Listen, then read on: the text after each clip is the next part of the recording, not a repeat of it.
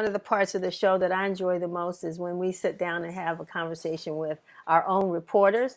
And Stacy Brown, who is the senior national correspondent for the National Newspaper Publishers Association, also with the Washington Informer.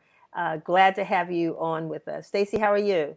Good, Denise. How are you? Doing good, doing good. It's been a busy week and a sad week, actually, because we've lost two tremendous civil rights heroes. And this has been a year of loss. I mean, when we think of some of the Oh, yeah. others that we've lost this year. And I know that you actually did our cover story on Congressman John Lewis, who we were so honored to have actually had a book signing and a conversation with him back in 2015.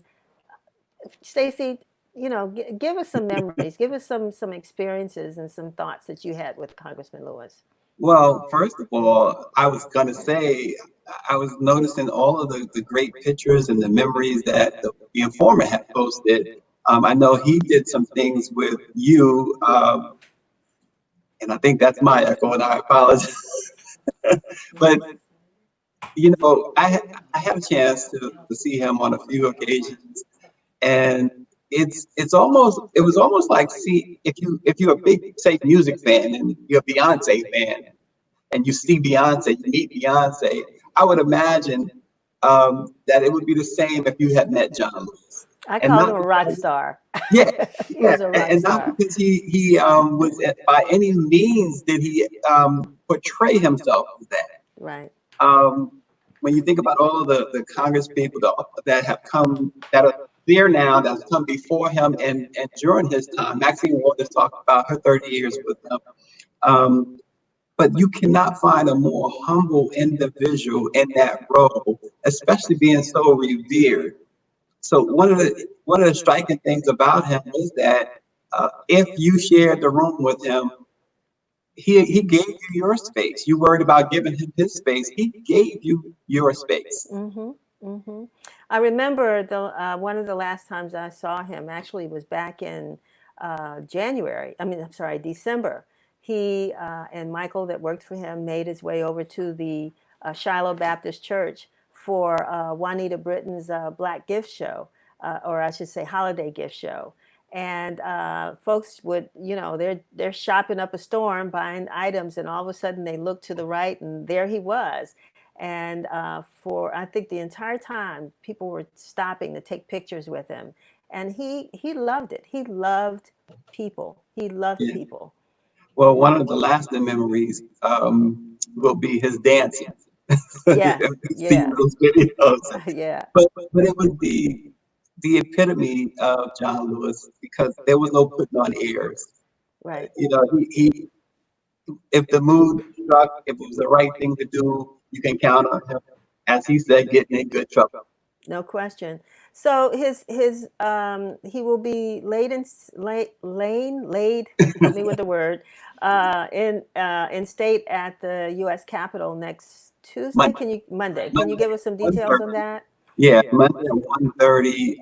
It's going to be quite a week starting Monday because his body will be taken from the Capitol.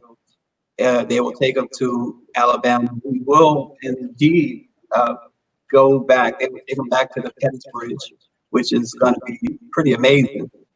Um, Troy, Alabama, Selma, and Montgomery.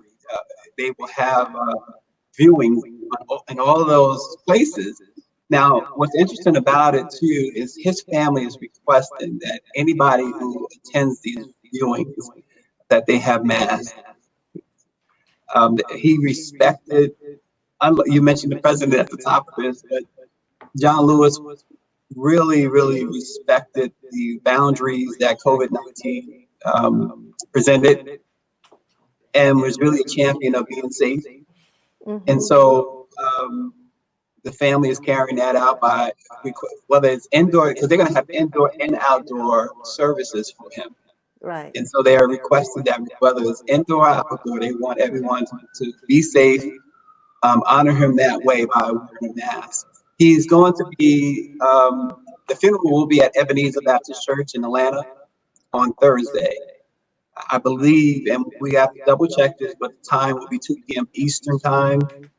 But again, that's something that can change and should be checked before you count on that particular time. But he will be, the funeral will be there, and I'm told that he will be buried next to his wife. Wow, who he lost just a couple of years ago, actually.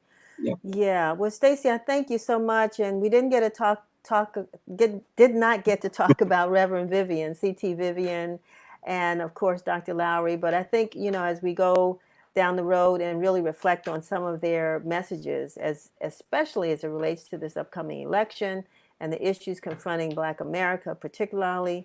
We're going to pull some of those quotes and remember all of the folks that we've lost this year.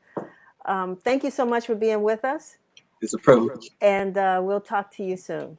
Absolutely. All righty. Where do you